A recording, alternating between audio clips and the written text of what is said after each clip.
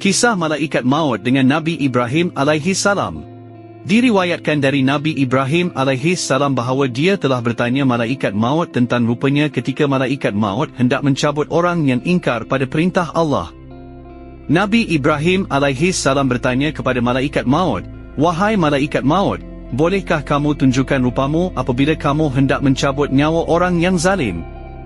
Kata Nabi Ibrahim alaihi salam lagi, "Wahai Malaikat Maut, apakah kamu mampu memperlihatkan keadaan wajahmu ketika itu?" Kata Malaikat Maut, "Wahai Ibrahim alaihi salam, aku sedia memperlihatkan wajahku pada ketika aku mencabut roh orang-orang yang zalim." Kata Malaikat Maut lagi, "Wahai Ibrahim alaihi salam, kini berpalinglah kamu dari memandangku buat seketika." Lalu Nabi Ibrahim alaihi salam pun memalingkan mukanya buat seketika dan kemudiannya memaling kembali ke arah Malaikat Maut.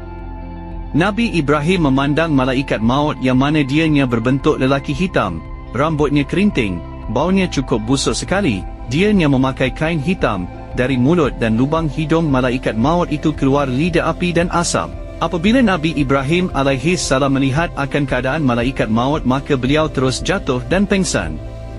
Setelah Nabi Ibrahim alaihi salam sedar dari pengsan, maka Malaikat Maut pun kembali memperlihatkan wajahnya yang cantik. Kata Nabi Ibrahim alaihi salam, "Wahai Malaikat Maut, kalaulah orang yang zalim itu melihat mukamu sebelum mereka mati, maka yang demikian itu pun cukup memadai."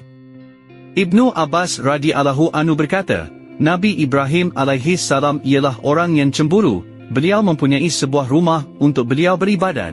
Apabila beliau hendak keluar, maka beliau akan mengunci rumahnya terlebih dahulu.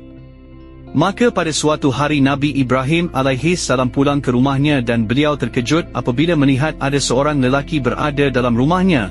Lalu beliau pun berkata, "Siapakah kamu ini yang sanggup memasuki rumahku?" Maka lelaki itu berkata, "Aku dimasukkan ke dalam rumah ini oleh tuan punya rumah ini." Kata Nabi Ibrahim alaihi salam, "Rumah ini aku yang punya."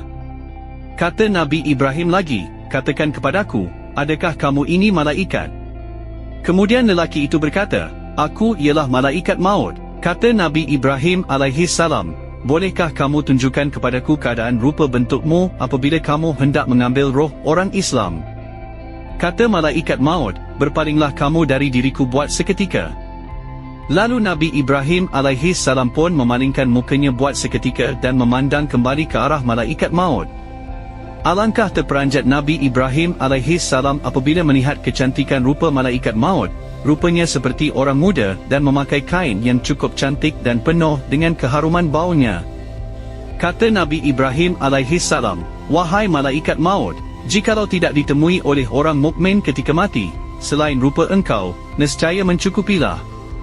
Wahai saudara-saudaraku, kita sendiri belum tahu bagaimana rupa Malaikat Maut ketika hendak mengambil nyawa kita. Yang pentingnya ialah kita hendaklah sentiasa berdoa, yakni, Ya Allah, Ya Tuhanku, mudahkanlah atasku sewaktu sakaratul maut."